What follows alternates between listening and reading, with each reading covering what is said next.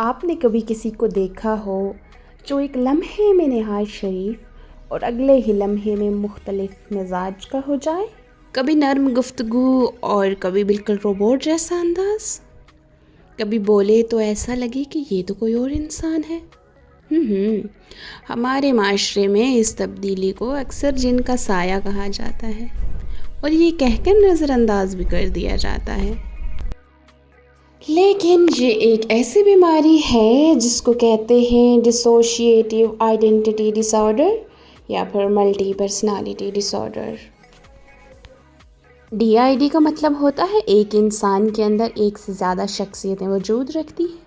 یہ شخصیتیں ایک دوسرے سے بالکل مختلف ہو سکتی ہیں، کچھ بالکل معصوم، کچھ سخت مزاج، کچھ شرمیلی، کچھ بولڈ اور کچھ ایسی جنہیں مریض خود بھی نہیں پہچان پاتا۔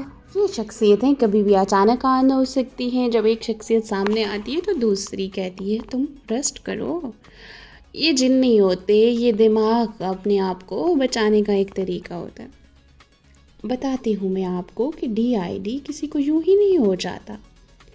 یہ اکثر بچپن کے کسی شدید ذہنی، جسمانی یا جذباتی صدمے کے بعد پیدا ہوتا ہے۔ جب ایک بچہ کسی ایسے درد، خوف یا ظلم سے گزرتا ہے جسے وہ برداشت نہیں کر سکتا، تو دماغ ایک نئی شخصیت بنا دیتا ہے جو اس کی تکلیف سنبھال سکے۔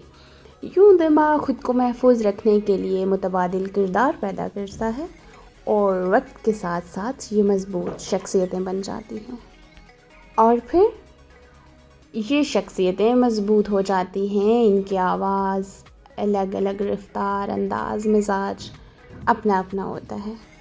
ایسا سمجھ لیجیے جیسے ہم ایک ID سے کام نہیں چلا رہے ہوتے، جب نہیں کر پاتے تو ہم دوسری ID سوئچ کر لیتے ہیں۔ ایسا ہی کرتا ہے ہمارا دماغ، جب اس کی ایک ID اس کا کام نہیں کر پا رہی ہوتی تو وہ کئی اور IDs بنا لیتا ہے اس کام کو بانٹنے کے لیے۔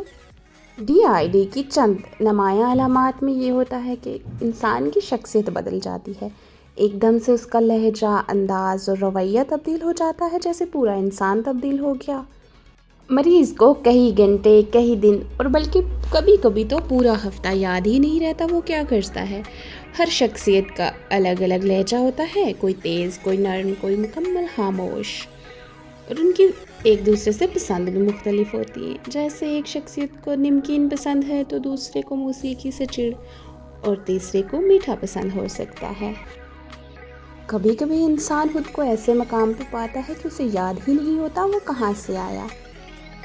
کبھی کبھی مریض اپنی اندرونی آوازیں سنتا ہے، ہاں، لیکن یہ جنات کی آوازیں نہیں ہوتی۔ ارے بھائی، جنوں کا آپ سے کیا کام، بلکہ یہ اس کی اپنی ہی مختلف شخصیتوں کی مختلف آوازیں ہوتی ہیں۔ DID میں شخصیت کا بدل جانا ایک نفسیاتی مسئلہ ہے، یہ کوئی روحانی مسئلہ نہیں، یہ دماغ کی دفاعی حکمت عملی ہوتی ہے۔ DID کا مریض ایک نہایت مشکل زندگی گزارتا ہے، وہ اپنے اندر چلنے والی لڑائیوں سے تھک جاتا ہے، کبھی کبھی اسے خود لگتا ہے کہ یہ کوئی اور ہے، میں نہیں ہوں۔